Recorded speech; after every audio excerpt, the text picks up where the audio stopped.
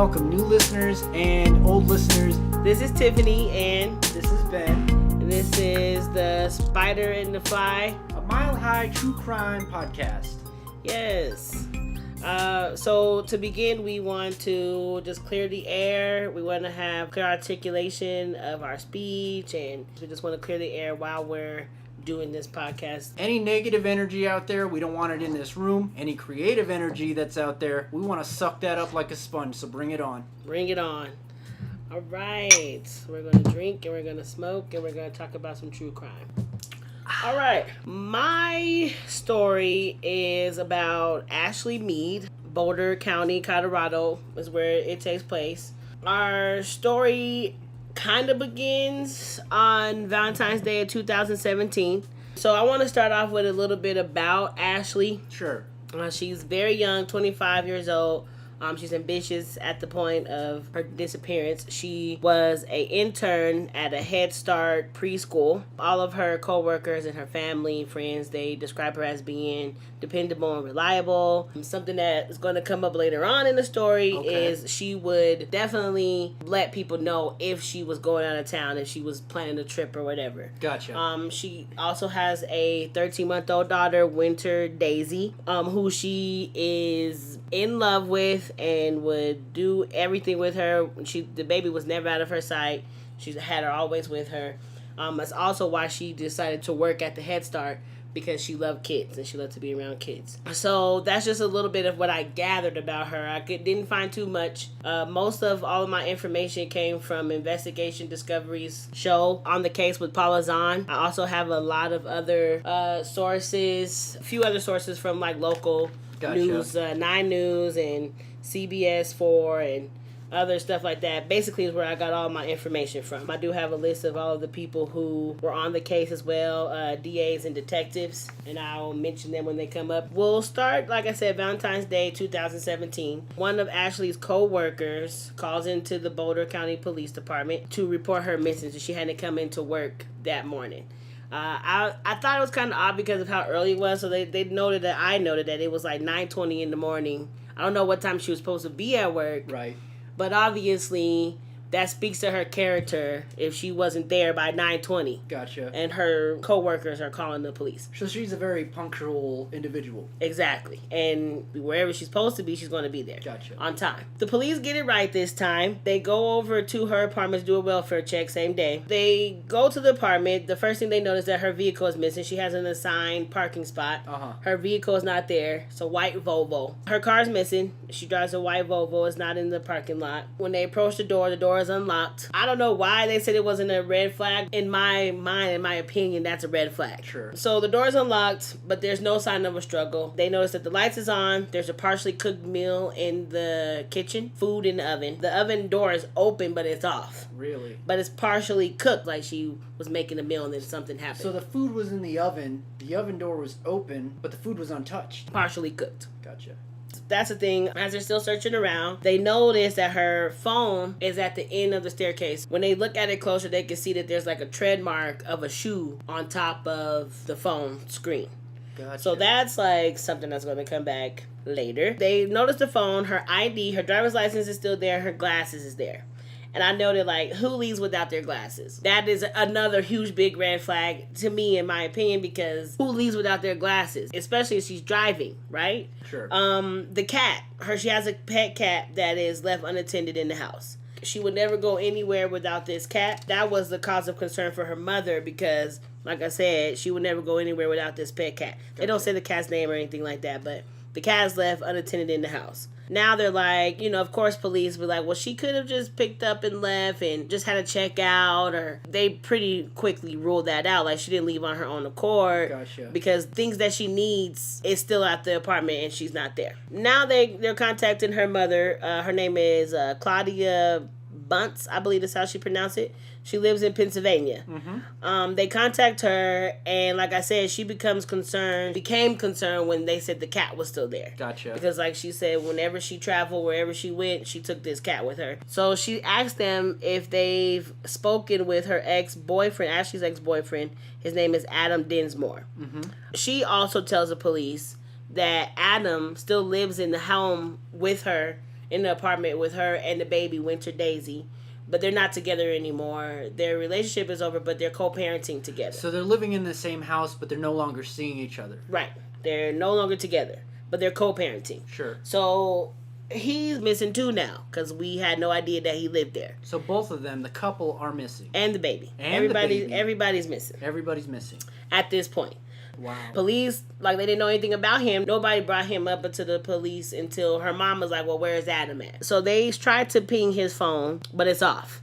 So they can't locate him at all. Dead phone, they can't figure out where anybody is. Yes. Now we're going to get into her last known whereabouts. The investigation basically begins at this point. Especially after we figure out he lives there and he's also missing. Right. Last known whereabouts, February 12, 2017. Okay. This is 2 days before she's missing because, like I said, she was reported missing on Valentine's Day, the 14th. Her phone is there, so they're going off of her phone records and, like, the stuff that's on the phone. At 11:15, she's at a Target. She has pictures of her on her phone, of her taking pictures of herself in a little black dress, and she's like fully smiling, cheesy, happy, right? So no indication that she's planning on leaving anytime soon. You know, like, this is not somebody who is going to be leaving later on that night or the next morning. That's one of the pictures they find.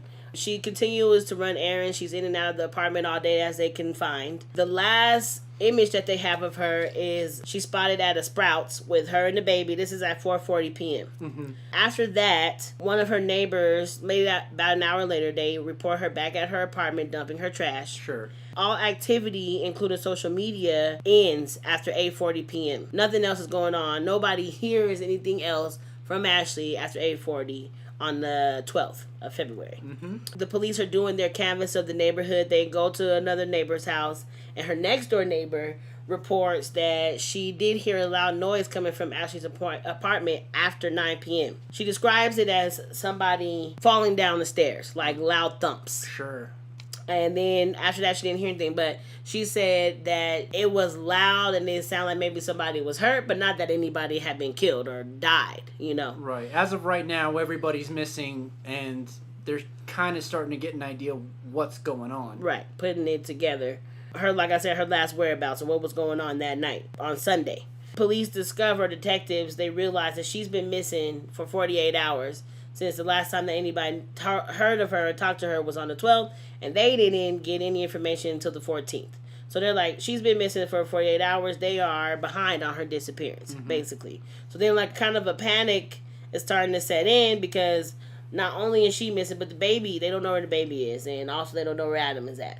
So there's like a lot of, you know, concern after they realize that it's been actually 48 hours since she's been missing, or since anybody last heard from her or anything. So they start to speak with everybody in her life, like close people to her, relatives, and even the ex-boyfriend's relatives, because he's the baby's dad. Sure. So, and he's missing too. So Right. they're just talking to everybody. They still haven't spoken to Adam at this point. They still can't ping his phone. They can't find him. They can't find him. They do talk to his parents who live in Louisiana. They tell them that Adam has just left with baby Winter after having a short visit with them. And now he's on his way to Arkansas to visit his grandma. The police are like relieved or whatever that at least they know the baby's okay and he's all right. But, you know, it's disheartening when they find out that Ashley was not with them. And the parents, they don't say why he said she wasn't with them. Like I said, he's on his way to Arkansas to visit his grandma. So his parents solicit the information that on his route from Louisiana to Arkansas, where he's going to be is like off in the woods where there's going to be areas where his phone was not going to be in service. Like, he won't be able to ping it from any towers because there are none. Gotcha. So he's going to be in some area where he won't be able to use his phone. And that's why police haven't been able to contact him, because this whole time, you know, he's been driving around areas where his phone couldn't ping, so he just had it off. But you were in Louisiana, you know, you made it to your parents' house. It's all bullshit. You had your phone off on purpose, in my opinion. So he's trying to cover his tracks by not turning his phone on, knowing that they can find his location if he turns it on. Exactly. Police call the grandma, and they say, when he gets there, tell him to call us because Ashley's missing and we need to talk to him as soon as possible. Sure. finally, they are able to ping his phone. And this is one of the times that it's on, I guess, and in the area where they can actually ping him. Mm-hmm. So they're getting his GPS coordinates, and they can see where he's been throughout this whole time. So when he left Colorado, he went through like Oklahoma and all these other places to get to Louisiana. After leaving Louisiana, going through all these other places to get to Arkansas. I don't know. Honestly, I don't even know how far it is in between. I don't think it's that far between Arkansas and Louisiana. I'm not sure. I don't know geography. I don't know this country very well, apparently. This is a mile-high true crime podcast. This isn't Ben and Tiffany's Geography Hour, okay? It just isn't. We're here to talk about true crime. We're here to drink. We're here to smoke. Yeah, if you want to go ahead and spark that bad boy up, I'm just going to go ahead and crack a cold one. All right. And we can go ahead and... all right. Just keep moving at this nice and chill pace, because this is how we do it when we're a mile high. Like I said, they see where he's been by his GPS coordinates, sure, and where he was pinging, so they know where he's been, and they do, in fact, know that he is on his way to Arkansas. While this is coming in, I guess they're getting the information from Ashley's phone as well as his, mm-hmm, and they determine that Adam has texted and called Ashley's phone numerous times since he's been gone. And it's supposed to be about updates about the trip and, you know, where him and the baby is at and everything else. One of the messages that they come across kind of gives and I put a little explanation in parentheses marks on why he is traveling alone with this baby. So he texts her, "You have fun with him," indicating that Ashley had a new man in her life and had let Adam take the baby so that she could be with the new boyfriend. Is kind of how he's setting it up. Really? They further dig into Ashley's phone records and determine who the him is. They don't say his last name, but his name is Harvey. Okay. Like I said, they never say his last name, and it's probably because he was just like a small fling in her life, basically. Like, and plus they didn't want to give away the last name because it's sensitive information. Right. You know, anybody named Harvey, he could be a host of some sort of game show. They just said Harvey. And they also find out that him and Ashley met on some kind of online dating site, and they're into some kinky things. Cool. I like kinky. What kind of kinky things are they into? So they find out, like I said, that they met on a dating website. They don't say which one, but they do find pictures on Ashley's phone with her with this guy, and it's like some S&M type of things. Oh, right. And bondage and things like that. Okay. And the detectives, I don't know, they're a couple of squares or whatever. They don't know this woman. You know what I'm saying? They don't know her life. One of the detectives, and I believe this one, Jeremy Frezin, he was saying that he didn't want it to put her in a bad light. Because, like I said, everybody's like, she's very ambitious, she's very smart, she's pretty, she's all about her kid. And, you know, he didn't want it to put her in a different light to where they shouldn't be still looking for her, basically. But he was like, these pictures are a little disturbing, you know? Yeah, they're a little saucy. Yeah, so it's pointed the investigation in a whole nother direction when this Harvey guy comes into play. And it's looking like, oh, well, shit, maybe Adam is actually, what he's saying is the truth. He took the baby because Ashley wants to be with this guy. Now we have to talk to Harvey. Like I said, they find these pictures and everything, and they're like, you know, did you hurt her? Because this is some weird shit y'all got on in these pictures and everything. So they finally contact Harvey. He agrees to an interview. So he explains their relationship. Obviously, it's sexual. It's their thing. You would hope so, right? Well, yes. Like, they know each other intimately, and they're into the same shit, basically. So he is concerned when he finds out she's missing. He's also concerned when the cops are fucking talking to him. Like, I don't want y'all looking at me for her murder. You know, like, we did have this thing going on, but it was just that, you know. Well, did Harvey know that she had a baby? I don't know. Wow. So they, like I said, they don't really get into it. It brings a lot of speculation about what kind of person she was. And it's like, it still doesn't matter. It doesn't matter what she's into. Like, what you do behind closed doors is definitely your business. You're absolutely But right. it brings into some speculation, you know, just in my mind, about that whole relationship and everything that was going on there. Like, the period that she was in her life. But just questions, like no judgment at all. Because what happened to her still doesn't... There's still a legitimate investigation as to her whereabouts. Right. And what happened doesn't define... What she was doing with this Harvey person doesn't define who she is as a person. No. So, whatever. But like I said, he's explaining their relationship. They are both into this S&M thing, bondage and everything. Like I said, he's concerned that she's missing. He's concerned that they're looking at him. But he is fully cooperative with them and has an alibi for the night that she went missing. So he was hanging out with friends, and one of the friends that he was with lost her purse, and so she put in a police report about it, and it's stamped and dated for that same day that Ashley went missing. They looked at his phone record to determine he was nowhere near her or her apartment or anything at the time that she became missing, so he is eliminated as a suspect. We don't have any choice but to go back to you, Adam, because you was the last person to still see her alive that we know of anyway. And Adam's the baby daddy. Adam's the baby daddy. So they still haven't talked to him at this point. Like I said, they call his grandmother like, hey, as soon as he gets there, he needs to call us and he needs to let us know what's going on. We need to talk to him because Ashley's missing. So when he gets there, the grandma relays the information like Ashley's missing, and he becomes hysterical. And he's freaking the fuck out because he didn't know she was missing. Right. And instead of him calling police immediately while he's there, he gets back in his car and drives off. And he's like on the road, supposedly on his way back to Boulder. While he's on the road is when he calls police. This is several hours after his grandmother has told him that they're looking for him and that he needs to call them. What were you doing in this time before when you left your grandma's house to on your way back to Boulder? So why did it take this time? There's this huge chunk of time that's missing from his alibi. Hours missing from him being from the grandma's house to on his way back to Boulder. He calls them, he tells them, eventually he calls them, like I said, several hours later. He and Ashley got into a big fight the last time he's seen her. He left before it could escalate, meaning that before it can get physical, he leaves. And he takes the baby with him, and then that's why he's on the road. This is also why he's calling and texting her the whole time he's gone with updates about where he's at with the baby and what's going on and everything. He says he didn't think she answered the phone because she was still mad at him. Now, come on. I don't have kids, but if I just had a huge big fight, he was like, this is the biggest fight we ever had.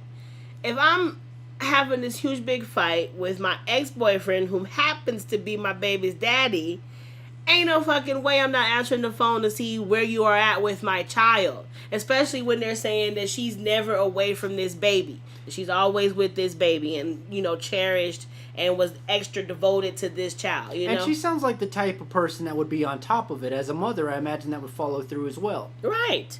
I need to know where my child is. Once again, it's bullshit. Like, there's no way that this woman wasn't answering her phone or responding to your text messages while you're gone after a fight with her baby. Like, I don't see it. As a woman, I don't see that. It's unrealistic. It's unrealistic. So, anyway, he explains that he just thought she was mad and that's why she didn't answer the phone. He tells them, he's going on with the interview, saying that they got into a fight, blah, blah, blah. And he went to go see his parents, and after his grandmother told him that she was missing, he's hysterical because he also hasn't been able to talk to her. So now that's why he's on his way back to Boulder, and that's also why he didn't call them as soon as he got to the grandmother's house, because he needed to hurry back and get back to Colorado so that he can see what's going on there. He agrees that he's going to come into the police station when he gets back to Boulder. Gotcha. However, they're like, fuck that. We're not waiting around for you to come here. We're about to figure out what we can do to get you. So at this point, he's in Oklahoma. Mm-hmm. And, he's supposed to be on his way back here. So they're like, no. Like, we want that ass now. And they still he's like, I have the baby. She's been asleep this whole time. Blah, blah, blah. They still haven't been able to verify actually that she's okay. Like, they can't hear her or nothing. She can't get on the phone and say, yeah, I'm all right. So they're like, nah, we're going to get you however we can. So it comes out that he don't have custody of baby Winter. Ashley has full custody over her. So it was against the law for him to take her over state lines and out of state. So they arrest him for that.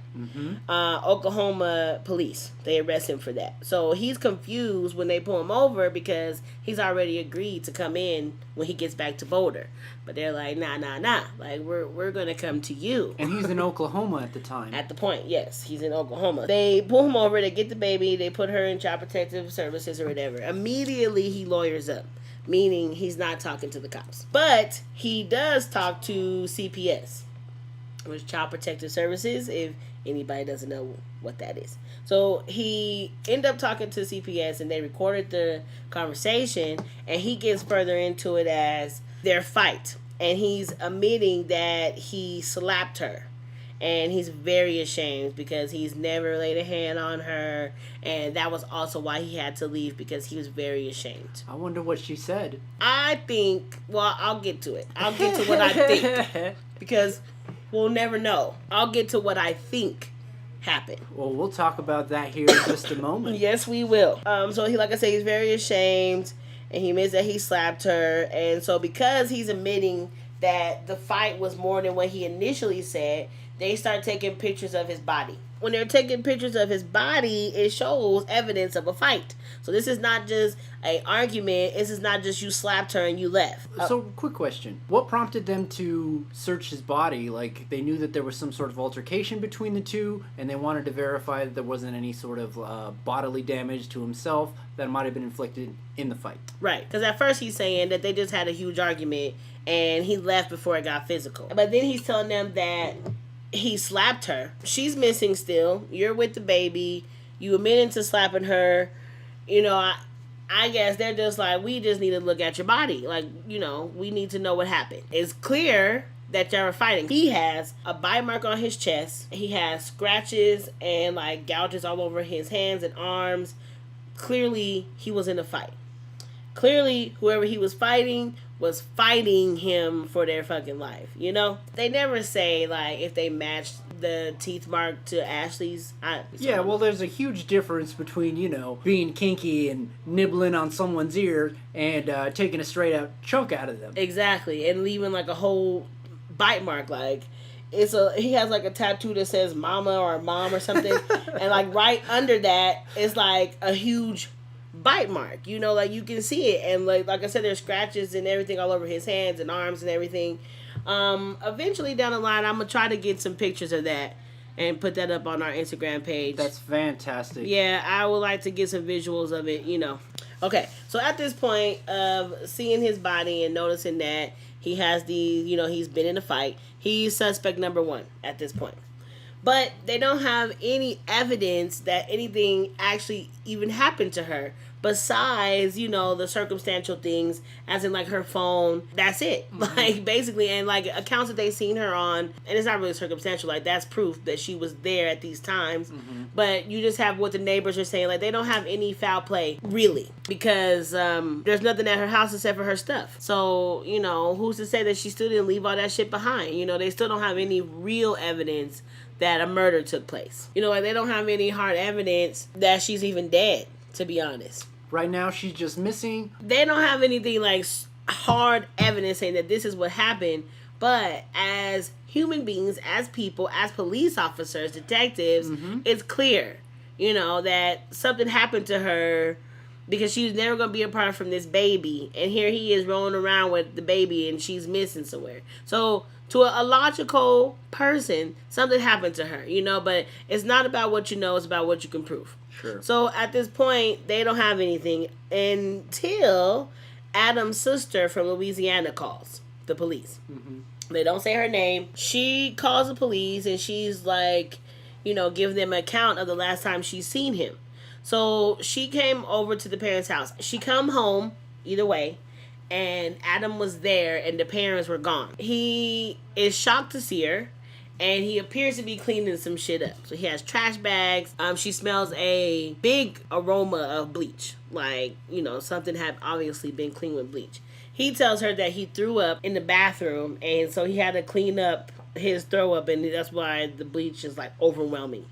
But, so she let it go. The police officer said, the detective, he says, well, you know, I think that she believed him, and then, you know, she started thinking about it more, and it was like, it was weird. But I think and this is still just my personal opinion, that when she found out that Ashley was missing, that shit came back. And she was like, this motherfucker was over here cleaning shit up, and I smell a lot of bleach, and he was weird when he found out I was there. You know, she's like, that shit is fucking weird. And let's not beat around the bush here, people. When there's bleach, there's usually blood. Period. You don't really need a lot of bleach to clean up throw up. You know what I'm saying? No. Excuse me. Excuse me. You doing all right there, Tiff? Yes. Yes, it's hit that wrong. The story that the sister gives the police is alarming to them. They're like, what the fuck? You know, so while this is happening, they make it seem like it's almost simultaneously that in Oklahoma, somewhere in Oklahoma, a gas station attendant is throwing out the trash and happens to notice a purple suitcase in the dumpster. A purple suitcase. A purple suitcase. I don't think I've ever seen a purple suitcase, but I can picture one in my head. I've seen plenty because you know purple's my favorite color. I find it weird. If I seen that shit in the dumpster, I don't think that I would even think twice to get it out. Oh, come on. You've no. never dumpster dived? Never Not in my once. life. I'm like, I have a sensitive nose. I'm very weird about germs and shit. Like, there's no way I'm jumping in the dumpster. One man's junk is another man's treasure. That's what they say. It's the truth. I just thought it was weird. Like, she jumped in the dumpster, but whatever. She notices this suitcase, and thank God she did. She gets it out. The detective said the curiosity got the best of her. And she opens it up, and there's a trash bag inside of it. Okay. And inside of the trash bag is a human torso. The arms and the legs have been removed. And the head. It's just the torso. This is outrageous. So it's just the torso, just the human torso. Just the torso. So while the police are being dispatched to go search the parents' house, this woman in Oklahoma has found this torso. They take it back to the medical examiner. Obviously, they can't determine the identity by anything else. They get it over to the ME, of course, and how they verified her is by a tattoo. So she had Ashley herself, she had like a gap. And she'd be smiling in all her pictures and everything, but she had a gap in her teeth. And so she had a tattoo of a smiling sun, but the sun had a gap in its mouth.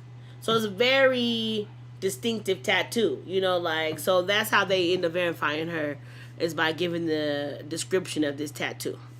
And so her family verified it, and through DNA, obviously. So again, people, tattoos to the rescue. It happens all the time. Sometimes investigators will come across a body and the only defining feature they have on them is the tattoos. Right. And you can trace tattoos, you can track tattoos based on artists, based on area. I think it's an important thing that they were able to find out more about these victims based on the body art that they wear on their skin. Yeah, that's something that we might need to talk about. That could be a whole issue on its own. Yeah.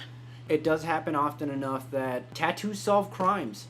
Yeah. Tattoos catch murderers. Tattoos are magical. Pretty good. So that's how they identify her, by this very distinctive tattoo she has, and DNA.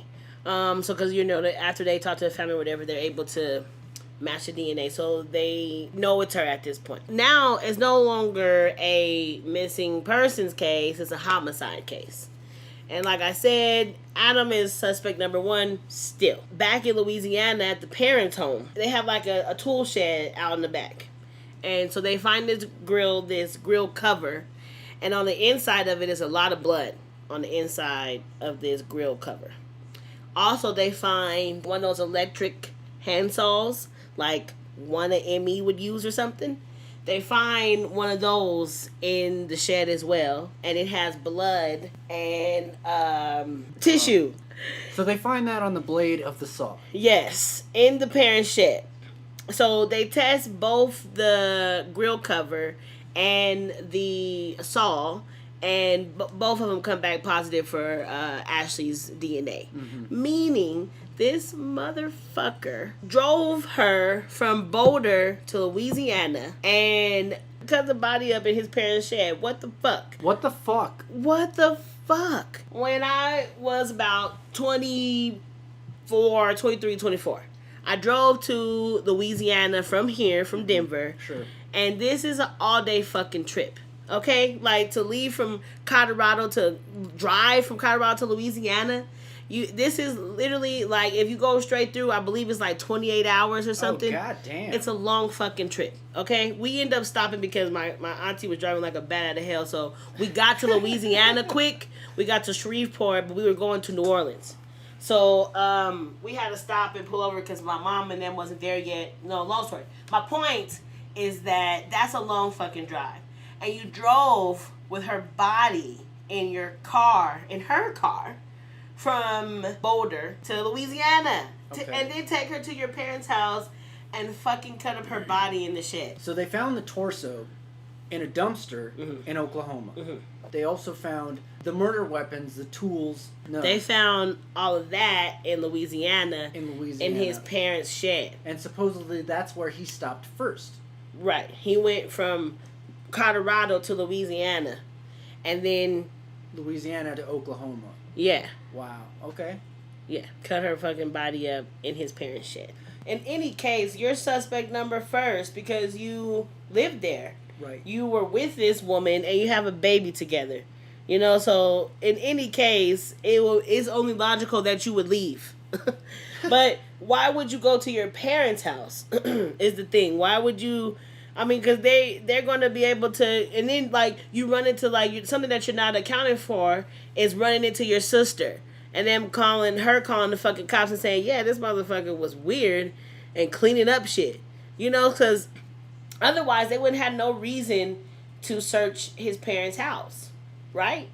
So I'm like, it's only logical that you do it, but why go to your parents' house? That's very disturbing. Yes. So he has a motive. He's jealous. I mean, he's probably heartbroken too, let's be real. But either way, no excuses for what this individual had done. Yeah, and it's more like we don't know. They don't say, and nothing that I can find anyway, even says why they weren't together anymore. Right. However, they do find a journal of his, and I wanted to get into it more, but I couldn't find anything specifically on the journal. Right. But I did find like they were like saying little quotes that they found that he said in there. He's basically a dark person. One of the DAs, I believe it was the deputy DA. Her name is Liz, I believe, Lys. Okay. Runnerstrom. She was saying it was like grotesque shit in this journal, and his animosity towards Ashley had been going on for years, like building up, basically. And that's why I was like, I will come back to, I think that her relationship with Harvey kind of was a tipping point. All the reason why I say that is because they don't, like I said, they don't talk about their relationship prior to her being missing. And all they say is they were just not together anymore, but they were still living together. It also could be like an open relationship sort of thing, too. Right, because like I said, it was some kinky shit that she had going on with that other guy that she didn't know for a long time. And the cops and the DA and shit, everybody is surprised by these pictures of her. So that's kind of weird. But anyway, like I said, what happened to her, none of that matters in light of what happened to her. You're absolutely right. It doesn't matter at all because I don't know. That was her business, you know? Mm-hmm. What you do behind closed doors is your business. So, I do want to just really quickly bring up, like, Adam's... Like I said, for a while, it had been building up how much he hated her and what was going on. Like I said, I don't know what's going on in their relationship, why he hated her so much. Right. But they come across his journals, and there's just like one quote. It's not specifically to her, which I think speaks volumes about him as a person, not her, really. I don't. You know what I'm saying? They say, I haven't been able to find anything where I could read the journal myself, but they're saying that, you know, he's been going for her for a long time now. They had this quote in here that they have, and I found it also on 9 News, and it was also on Paula Zahn. The quote is, I long to hit someone hard, and again, I want someone to feel the frustrated helplessness of a beating. They don't know how she died because of the condition of her body. They was never able to get the cause of death because he fucking cut her up. So we don't know what happened, but obviously, he has bite marks and scratches all over him. She was fighting for her life. I don't know, like something happened, like it just was a tip of the guy that she was dating, he found out about it, and that just brought everything down, and they started fighting, and it got to a point of him actually killing her or whatever. But I feel like somebody to write something like this, like I long to hit someone hard and again, like the helplessness of a beating, like that's somebody who methodically is thinking about what it would be like to beat someone. Not necessarily kill anybody, but like... Well, he's fantasizing. It's like a serial killer in the making. He's fetishizing it. Yeah. He definitely wanted to do it. And, just the circumstance of their relationship, whatever they were, is what I think caused her to be his victim. But I think there was some other shit going on there. There's a lot of underlying shit going on in this story. And I kind of want to get to it, like, why did they break up? Was he into this same kind of kinky shit that she was into? Like, there's a lot of fucking questions. But like I said, at this quote, I just feel like that's just like a making of a fucking serial killer. So, kinky shit aside, what's going on with this baby? The baby was alive and good. Baby safe. I couldn't find who she's being raised by now. I want to assume it is her parents who are, her family who was raising her now, but I don't know. And I couldn't find anything because I was looking at it because I wanted to end it saying where she's at. Sure. So up until that point, though, she was okay. He didn't do anything. He was a good dad in that aspect. Like, he didn't do anything to hurt her. She was okay when they found her, when the cops in Oklahoma pulled him over. So anyway, even with all that evidence against him, like I said, they couldn't prove any foul play happened to her until they found her body. They still don't know the cause of death. So the defense was trying to use that in the case, like the prosecution still doesn't even know how she was killed. So, but how do you explain her blood and shit being at his parents' house? Like, that's not a coincidence. He killed her. All that evidence against him, he pleaded not guilty. And he still has never confessed to killing her. On April 4, 2018, he was convicted of all charges of murder, so murder and dismemberment and amongst other things. So he got sentenced to life plus 12 years in prison without the possibility of parole. Oh, man. And he still refuses to say what happened that night and where the rest of her body is. So he's not coming clean. He knows. Why do you think that is? He pleaded not guilty. I don't know, like, that's what I was saying, like, I can't understand why you were pleading not guilty when her blood is at your parents' house. Do you think he's trying to, paint himself in a better picture, or he just doesn't want to admit his own guilt? Because I've seen people deny things that are right in front of you. Right.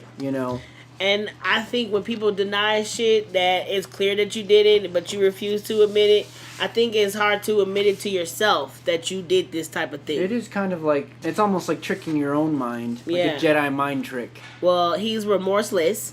Like, all the clips that they were showing of him in like, okay, first of all, anybody to plead not guilty to this, anybody who is not going to tell her parents while he was being sentenced, they have like a clip that I found on 9 News, that her dad is like asking him to tell them where the rest of her body is so that they can properly bury her. It took them a year after she was killed to properly bury her and to mourn her because they wouldn't release her body until after he was convicted.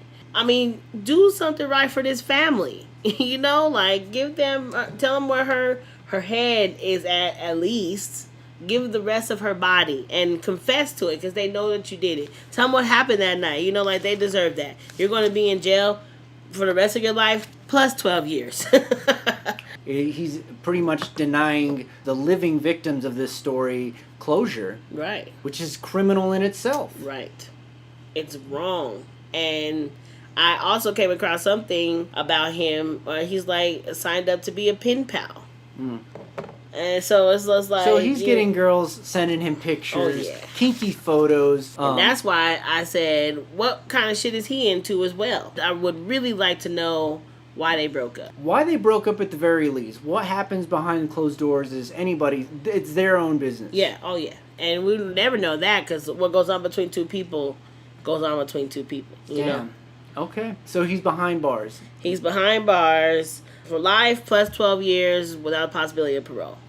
That is the murder of Ashley Mead, even with some unanswered questions that I have myself. That is my story for this episode. Wow. Thank you. Awesome. Thank you. That is intense. That's fucking brutal. It is. I can't wrap my mind around cutting a body up. I can barely fucking clean a turkey. I can barely clean a turkey for Thanksgiving, like cleaning it out and shit. Like, I can barely do that, so I couldn't imagine what it is to fucking cut up a human body. Somebody that you were with, somebody that you have a child with. To cut up somebody's body in itself is fucking crazy. I feel like there's a part that everybody was missing, and that's these disturbing fucking journals. Like, this is just that what he said is just a piece of what I was able to find. I would like to read the whole fucking thing, because I feel like saying something like that in your journal is, like I said, this is the making of a serial killer. You know, like, he would have went on to do other things. If it wasn't her, it would have been somebody else. Toxic individual, toxic relationship, baby in the mix. And she's a very beautiful little baby from what I've seen. I don't know what she looks like now, obviously. I don't even know who's, like, taking care of her, but... So, I'll tell you what, let's cheers to Winter. Cheers to Winter Daisy. And to Ashley Mead. And may you rest in peace. Yes, and thank God they caught him, not we. They caught him, and he's where he needs to be. No, I mean, getting these people off the streets, you know. Yeah. We're all on the same side here. Yeah, and like I said, I want to give a kudos to the Boulder Police Department. They responded right away. It's like I said, she was missing, you know, she just didn't show up to work that morning. That's within a few hours, and they're over there doing a check at the house. You know, it wasn't like, oh, she's an adult, she can take off and she can do whatever she wants, get back at us in 48 hours. You know, it wasn't no bullshit like that. They went over there right away to check on her. Can I ask you kind of a question about the details of, like, the murder weapons and stuff? Did you happen to see photos of these things? Of the saw? Of the saw or the saw blade? I don't know if I recall the actual evidence, like the actual police photo, or if they just showed like a reenactment. Yeah. Yeah, that's probably what's going on. I can't recall, honestly, if I seen the actual... I don't think I seen the actual picture of it. Well, like, that's the difference between, like, the shows. When you watch the true crime TV shows, they do a lot of reenactments because it's basically doing what we're doing, is telling the story of what happened. Right. You know, we're all trying to paint a picture here of what really went wrong. Mm-hmm. Well, that's my case. I already asked you earlier about how you feel about snakes. You said you don't really like the aspect of having to feed them live food. It's kind of cruel. Or it's natural. It's nature. Yeah. It is, but it's an ugly side of nature. Very much of what the type of subject matter that we talk about on this podcast. The Spider and the Fly, a Mile High True Crime podcast. So, today's story is about a real-life supervillain straight out of a comic book, and I'm going to have to do a quick disclaimer. I'm attracted to the stories where the individual in the story is so sick and twisted and demented that it's reminiscent of a villain in a comic book. That's the reality of the situation. We try to keep things lighthearted on this podcast, but we do support victim advocacy 100%, and we're not here to aggrandize the crimes of the people in the stories that we talk about here on this podcast. I present to you the latest face in our macabre's rogue gallery. A man guilty of 3 confirmed murders, tomfoolery, tomcatting, gaslighting, sidestepping, flimflammery, and all-around hogwash and hootenanny. Major Raymond Lasenba, the Rattlesnake Murderer. Join us as we delve into the twisted coils of Rattlesnake James, a mile-high true crime story that's crazier than a snake's armpit. Hi-oh. You could describe Rattlesnake James as a sex-crazed predator, a serial womanizer, a slippery scammer, so slimy that he'd slither past investigators in ceremonious style. Okay. This is the story of a man with the cold heart of a snake. A man that would lie, cheat, and steal like a snake. A man who would bind his victims and squeeze the life out of them. He would even shed his skin like a snake. Suffice it to say, he had a serious selection of acceptable aliases. He would shed his skin. Like figuratively or literally? Figuratively. Okay. So he's a skinwalker. Okay. A shapeshifter. All right. By any other name, he would change his form and his representation of himself. His real name is Major Raymond Lasemba, but he would go as Major Jackson Lasemba. Later changed his name to Robert S. James, also known as Ray James, also known as Robert Sherwood, also known as Bob. Jesus. He was probably known best by his name, the Rattlesnake Murderer. For the sake of this story, I'll be referring to the man as Rattlesnake James or Robert S. James. Dubbed the Rattlesnake Murderer on account of attempting to murder his wife with the deadliest weapon of all, love. I'm just kidding. No, actually, the deadliest weapons in this case are two very violent, venomous diamondback vipers. Thank you. Venom. Okay. Mary Emma was one of the many wives that would have the misfortune of being betrothed to Robert or Raymond or Jackson or Bobby or whoever Major Lasemba felt like being that day. Whatever his name was, the game was always the same. A little bit of grifting, insurance fraud, and whatever else he could get his slippery hands into. Before we snack on the details of this story, allow me to set the table. It's the early 1900s, and our story starts in Hale County, Alabama. Major Lasemba was a slicked-back, fast-talking sack of sleaze that escaped working the post-Civil War Alabama cotton fields by inheriting a sum of $4,000, as being the sole benefactor to his uncle's life insurance policy. $100,000 if it were 2020. So, will you get into why? Like, why the uncle left the money to him? Yeah, so the reason why he got the money in 1895 is because that's when the uncle died. Okay. And Ray Lasemba was actually born in 1894, a year before. He had to be 18 before he actually got the sum of the money that he inherited. Okay. So this is just the start of the story.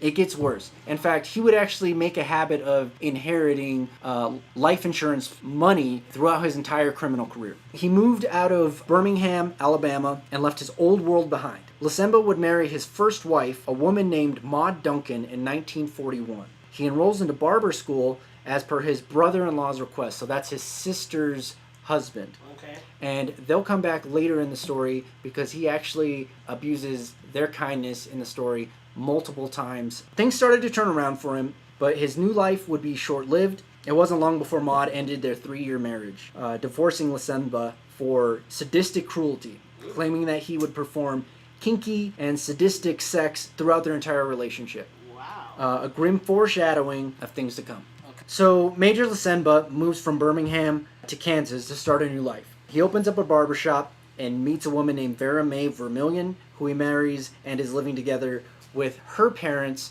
all together and her brother in the same place. But he just couldn't keep his little snake from slithering where it didn't belong, and he would eventually be chased out of town by the shotgun-yielding father of another woman who he got pregnant. Jesus. So just going around having babies everywhere, huh? Oh, it gets worse than that. He left her to care for the baby all by herself, since he left her when she was pregnant. But I'm going to be straight with you here. I think she's the one who dodged the bullet. She eventually moves to Topeka, Kansas, marries an electrician, living happily ever after. Around this time, Major Lasemba changes his name to Robert S. James. It's likely that he always used this as an alias. It could be another made-up name. Again, the guy would change his name all the time, change his personalities to match whoever he was around. He was a shapeshifter. He was a skinwalker. Chameleon. Meanwhile, the year is 1932, and Robert S. James isn't getting any younger. He's in his late 30s, 2 failed marriages under his belt, and had numerous failed businesses. He still opens up yet another barber shop. This time it's in California. He marries his 3rd wife, Winona Wallace. Within 3 months, she's dead.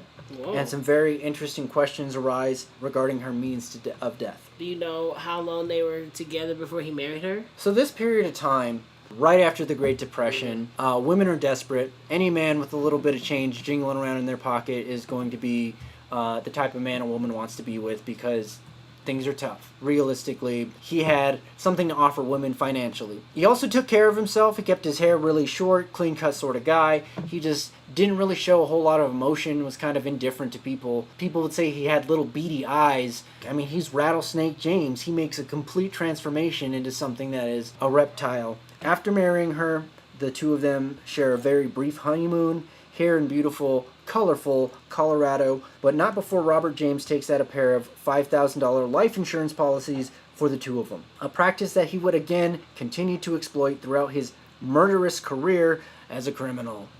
Supposedly, the newlyweds were navigating the side-winding roads that are a trademark of Pikes Peak Highway that overlooks the mountainous terrain outside of Glen Cove, Colorado. Robert S. James claimed to be looking out the window through a pair of binoculars with Winona driving when the car left the road. It was reported that the car had careened off the cliffside before tumbling down the steep side of the mountain and hitting a large boulder head-on. When aid had arrived, Winona was found in the passenger seat. A number of other peculiar details started to surface. She was in the passenger seat. He's a bad liar. Yeah. And he does it so often that he's probably not keeping track of how many lies he's spitting at people. But it's hard to keep track of your lies. He had so many of them, he was starting to believe his own bullshit. She smelt of alcohol when she was found in the car and had a massive wound right behind her ear on her skull. It looked like something had bashed her in the back of the head. And that was in fact the case because, oddly enough, when they investigated the car crash, they found a bloody hammer in the back of the car itself. They just ruled the whole thing off as an accident. They didn't make any point of the hammer. It was a bloody hammer. They let that slide. The whole fact that it's a fact that you were able to research and it came up means that a lot of eyebrows was raised. Like, what in the fuck? Y'all just ruled it off? This is very suspicious. Yeah, he'd be raising a lot of eyebrows in the next couple years, as we'll find out here. So, how many wives is this? This is wife number 3? This is his third wife. Now, okay. I kind of want to emphasize this is his first murder on paper that we can really track. And there actually is a paper trail to his murders because he was the type of person that would take out life insurance policies on his wives and family members and systematically kill them almost as soon as those policies were in place. Shit.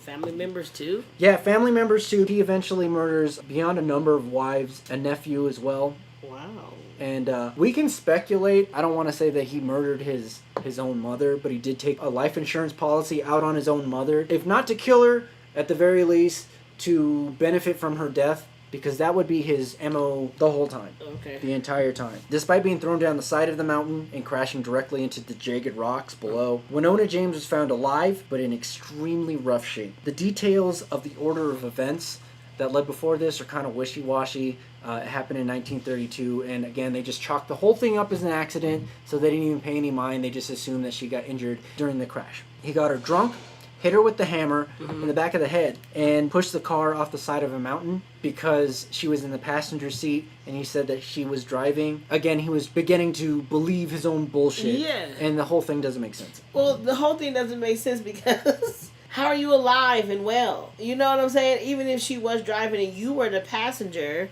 how the fuck are you alive? Well, it's funny you should mention that because they did make a note that he looked relatively unharmed. Yeah. Like completely unharmed, and his wife is in bad shape. In really bad shape, but she's alive. Yeah. But not for long. Right. She was rushed to the hospital, much to the dismay of Mr. James, who had made up enough lies to deflect the situation of foul play for the moment. The details of the actual murder of Winona Wallace are sparse, but we do know that he killed his wife in a cottage in Manitou Springs. After pretending to discover his dead wife, Robert James openly speculated that she slipped and fell in the bathtub. He insisted to the coroner that his wife ignored doctor's orders so she could wash her hair and died as a result. But what actually happened was he pulled her out of bed, filled up the bathtub halfway, and drowned her. He killed his third wife, drowned her, made it appear like it was an accident. Since his wife's death was perceived as an accident, he would go on to collect the $14,000 and attempt to promptly marry again. Fortunately for Ruth Thomas, she had enough sense to realize what her husband's angle was when he tried to take an insurance policy out on her. She told him, "People you insure always die of something strange," she said. Mm-hmm. She filed for divorce soon after. She escaped. She's safe. Yeah. She lived on to tell the tale. Yeah. And she had enough sense because she didn't ignore those red flags. Undeterred, Robert S. James continues to cash in on the suffering of others. In 1933, he inherits another life insurance policy, this time from the death of his mother. It brings him back to his home and see his family in Alabama. As I said earlier, he's from Birmingham. Yes. And it sets the scene for yet another murder. My speculation is that it may be unlikely that he killed his own mother. We don't have evidence that proves that. I said earlier in the podcast that he may have just strategically benefited from her death. Which is pretty sinister considering it's his own mother. Yeah. But he obviously didn't have any sort of compassion for anybody in his life. His next victim was his very own nephew, a man named Cornelius Wright. So Cornelius was a sailor.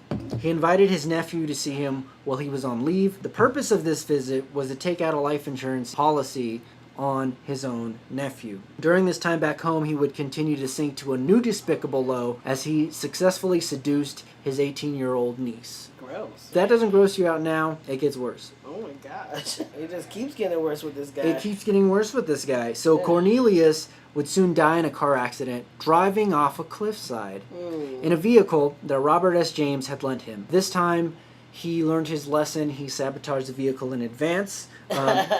The mechanic that towed the wrecked car away noted that there was something wrong with the steering wheel. Robert S. James would go on to collect the insurance money on Cornelius, his own nephew, before fleeing Alabama to escape his understandably distraught family. He would not be traveling alone. He would be bringing along his young niece to keep him company, keep him warm at night. Oh my gosh. Yes. So how are these people like his nephew and niece? Like, do you know? Is it like his brothers, kids, his sisters? It was his nephew that he killed and took a life insurance policy. But it's his sister's son. Yes. Okay. And that nephew's sister is actually his niece. Right, okay. The one that he's running off with. Still his sister's daughter. So he just like fucking up his sister's kid's life. That's his niece, yes. Yeah. Yes. Okay. Twisted. Right. Twisted. Twisted. Okay.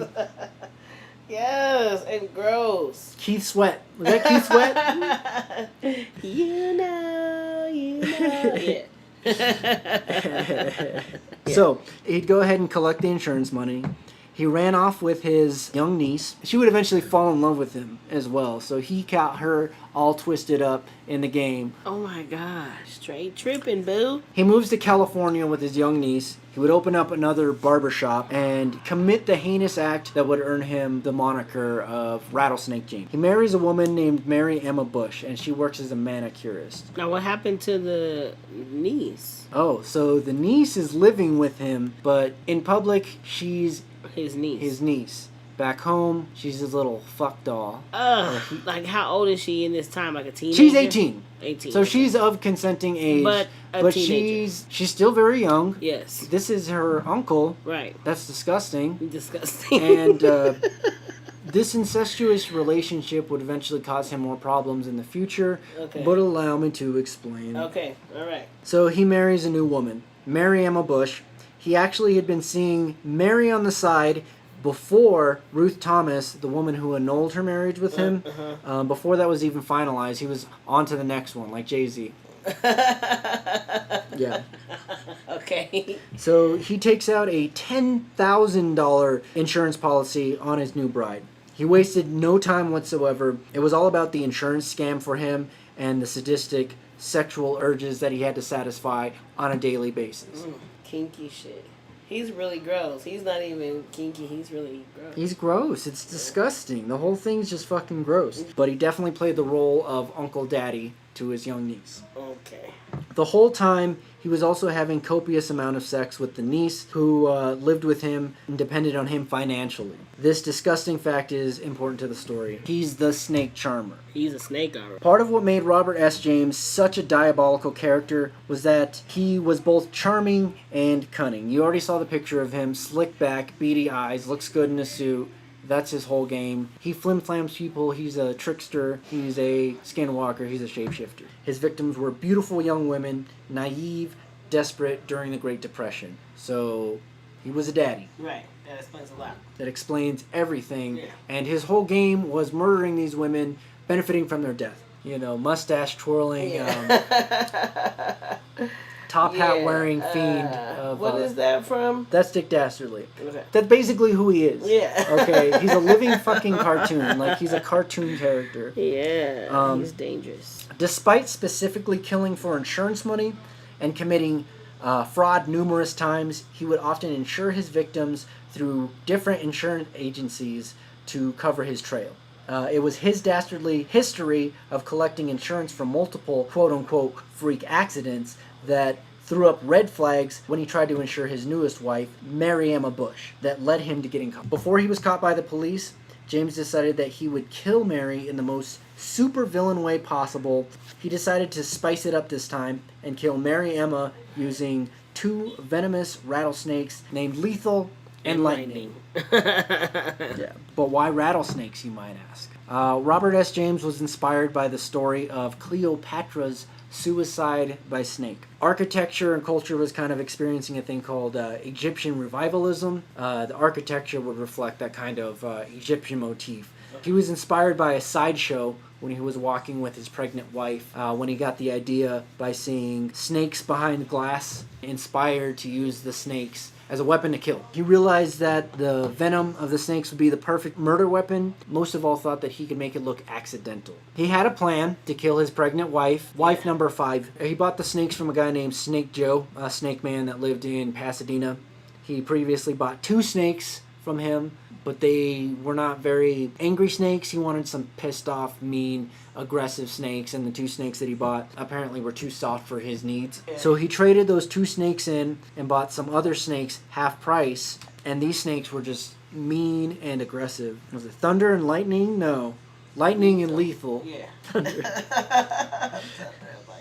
The southern Pacific rattlesnake is the most common venomous snake in this part of the country, in California, where they were staying at. I did read an article that stated that diamondback snakes were used in the murder. I couldn't find what sort of snakes in particular, but it's likely that it was the Crotalus atrox, the western diamondback rattlesnake, which is native to this part of the country and would be the most likely culprit. Tricking Mary would be the easy part. She woefully became pregnant with the child of Robert S. James and heavily considered having an abortion. Robert S. James would hire somebody to pose as an abortionist to enact his evil plan. Throughout this whole story, he's flim-flamming people, he's tricking people, he's grifting people, he's doing all of these things. He can't even be bothered to get like a real abortionist to perform a real abortion on his real wife that he's planning on killing for life insurance money anyways. Did you like research and see what was her reasoning for wanting to have an abortion? She just didn't want to have this evil baby in her belly.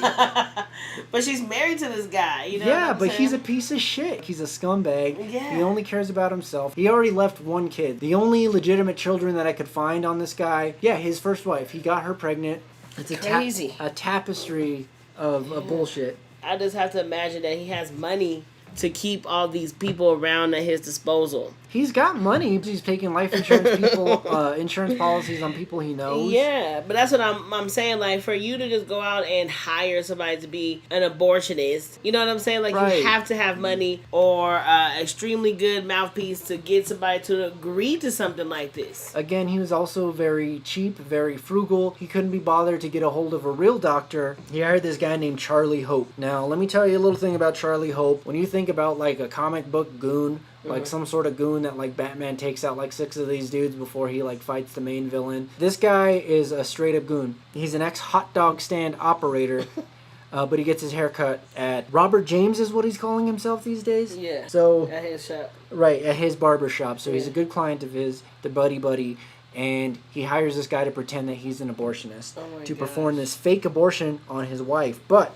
what actually happens, he gets her drunk, he ties her to the kitchen table, blindfolds her, gags her with duct tape. So she's drunk so she don't remember any of it? Right, so she's drunk. He tricks her into getting completely shit-faced to take the edge off because she's nervous about the whole thing.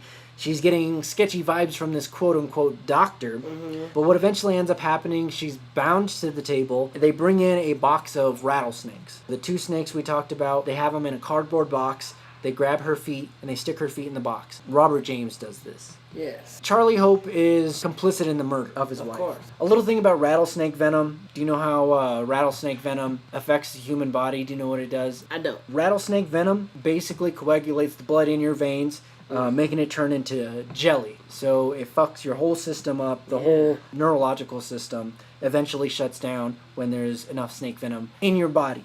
At least with these particular types of venomous rattlesnakes. Best advice, they say, is that you should seek help within 30 minutes because one bite, one fang is enough to kill 4 human beings. Wow. And if they bite you with both fangs, then you are probably going to die if you do not get help immediately. They say contact a poison control center, but in 1935, I don't really know what the equivalent would be in this part of California. And that wasn't the plan in the first place. No, it never was. Yeah. It never was. They suggest to stay as still as possible because the more you move, the more your blood will pump, the more it'll turn into jelly, the faster it will kill you. Okay. Robert S. James orchestrated his entire plan to kill his wife and make it look like an accident. To add to this illusion, he also suggested to have dinner guests the following day. His plan was to have them discover the body so it would look like oh my god, a complete accident. Yeah. You know, to add a little bit of flair to his twisted charade. Unfortunately for him, his wife wasn't dying fast enough, so he leaves. He has to tend to these guests that he's going to have the next day. So he leaves his wife with Charles Hope, and he's paying this man to kill her, to do her, to take her off the map. What ends up happening is she is drowned in a bathtub the same way that his last wife was, and she is actually thrown in the garden, a fish pond. When his guests eventually arrive, they discover his wife face down in the pond. They assume that she fell and it was an accident. So yeah. She fell and she drowned in the fish pond. Yeah. So they find her the next day? They find her, within the day that his dinner guests arrive. Wow. Yeah. So, I guess it's 1930, what? 1935, I believe. So, they not really, is the Emmy able to count the time of death at this time, or... Well, no. the body's fresh enough for them to see that she recently died. Okay. Okay, so they did notice at the crime scene that her leg was completely black. Yeah. The leg where the snake bit her, but oddly enough, they didn't notice any sort of snake bite. She died face down, is what they thought happened. They marked it off as an accident. How dumb. Yep. Why couldn't you just wait for her to die? Like, it was going to happen. Mm-hmm. Well, at the very least, the police didn't have enough sufficient evidence to prove that there was foul play.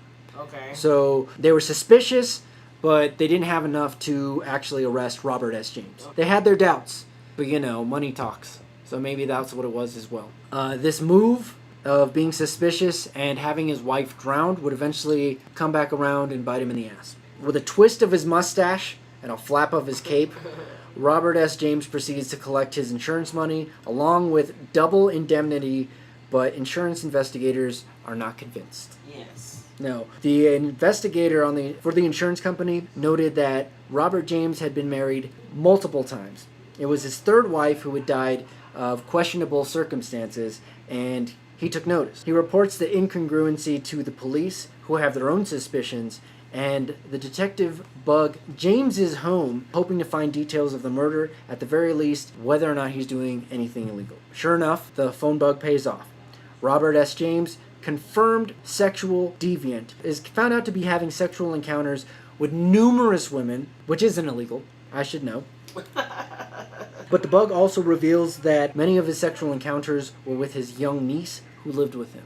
So this is how the whole thing was found out, that he was fucking his niece the whole time. Well, who was he talking to on the phone about that? I think I may have screwed that up. I think they may have just bugged the house, so it's just a hot mic, listening to all the bullshit all the time. They eventually pin him on incest charges. At the time of this being found out, they didn't really let any of the details to the press know that he was a murderer yet. During this time, the short period of time, he was known as the barbershop Bluebeard. And apparently a Bluebeard is someone with money who grooms a younger bride or something like that. Charles Hope is arrested shortly after. He's the guy that helped him kill his wife, bragging to his bartender that he was complicit in the murder of Mary Emma James during a hard night of boozing. So loose lips sink ships. Police told Robert S. James, who remained tight-lipped, he didn't want to be a victim of his own blabbermouthing. You know what I mean? So he didn't say shit. He lawyered up. He's a rich guy. He can afford it. He didn't say shit. But his case eventually got bumped up to the Supreme Court. So this was like the biggest court case that have ever happened in this part of California at that time. La Cañada, California. Okay. The Supreme Court would eventually express curiosity about the police beating him under their custody and breaking protocol. By this time, they actually were investigating that. He was convicted for the death penalty. He was a sorry sack of shit, slipped around in a snake skin, sliding, slippery. Was he in jail for it? I thought they got him for incest. They got him for incest. So he was having sex with his own niece. Right. They brought him in for incest. But later, once his case actually went to the Supreme Court, that's when they started finding all these details out. Okay. That he was beaten in custody, but again, they didn't really do anything about that at the time. After all these details come out, the police pretty much beat a confession out of him. He admits to the plot of murdering his wife. After all this information comes out, they exhume Mary Emma's body. That's the wife that he killed with the snakes. They exhume her body, they pull her out of the grave so they can perform a post-burial autopsy on the woman. The medical examiner noted snake bites on her toe that were initially overlooked, and there was swelling in her leg as well. They noted the severity of the snake bite. The medical examiner said that if Robert S. James would have been more patient, the snake venom would inevitably kill his wife because she wasn't dying quick enough. So basically, Charles Hope threw James under the bus saying that he killed his wife. I'm pretty sure that Charles Hope killed Mary Emma. Right. And I think he was being paid to do the job because he didn't want to get his hands dirty. There's also things that I saw that said that he actually still had feelings for her, Robert James. Yeah. But again, he's a snake of a man. Yeah, he doesn't care. He's already killed multiple people at this point. Yeah. He's committed insurance fraud numerous times. Oh, by the way, every time he crashes a car as to one of his schemes, car's insured. So he's collecting insurance money left and right. From the car. Everything he's doing is a fucking scam. I didn't even think about that. Yeah, so that kind of rolls into everything. He's been bullshitting the whole time. But on June 22nd, in 1936, Robert S. James would have a 5-week trial following his incest conviction, but it would not be without controversy. It is noted that James opted out of hiring an attorney because, again, he's so cheap, penny pincher, despite having thousands of dollars, and he thinks he's so smart that he represents himself in court. Of course, I'm just waiting for you to say that. Right. It's just like the next step in a psychopath.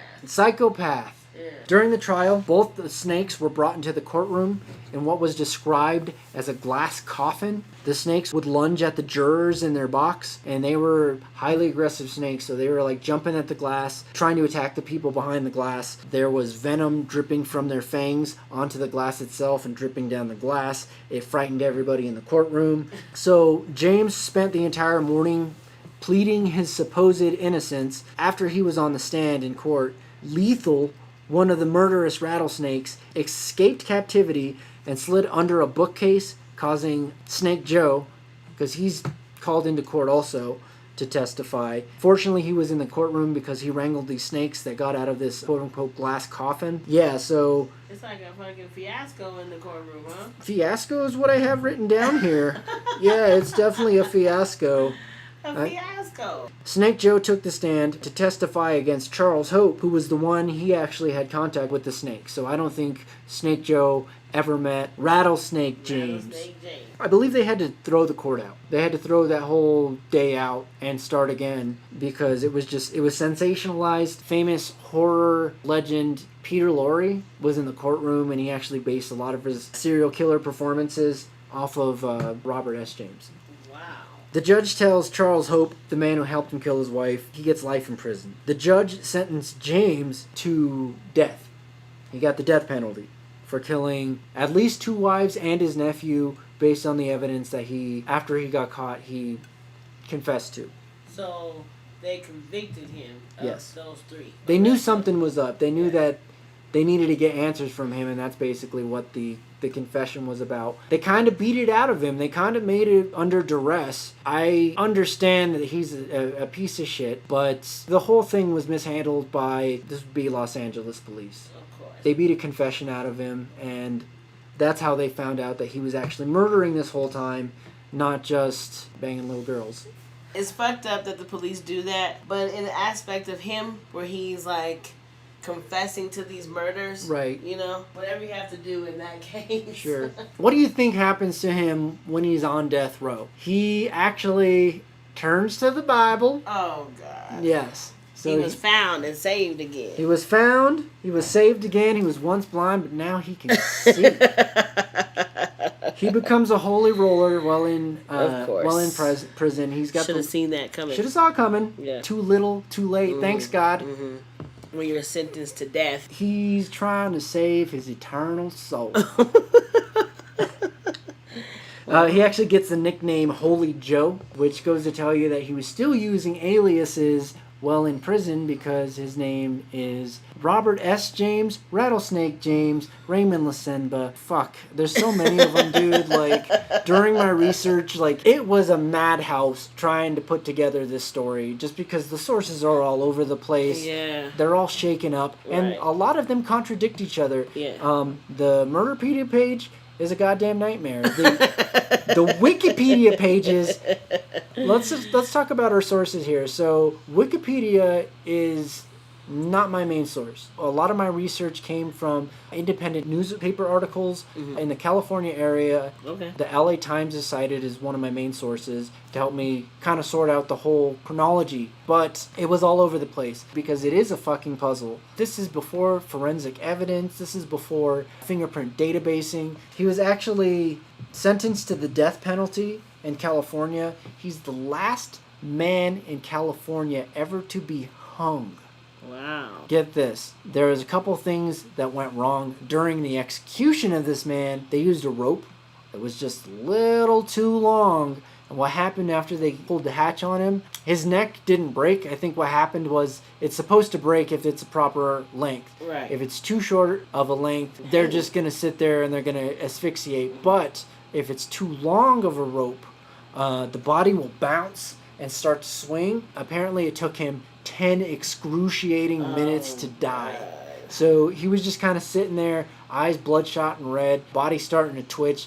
The perfect cherry on top for the type of sick, sadistic, skin-walking, shape-shifting son of a snake. Yeah.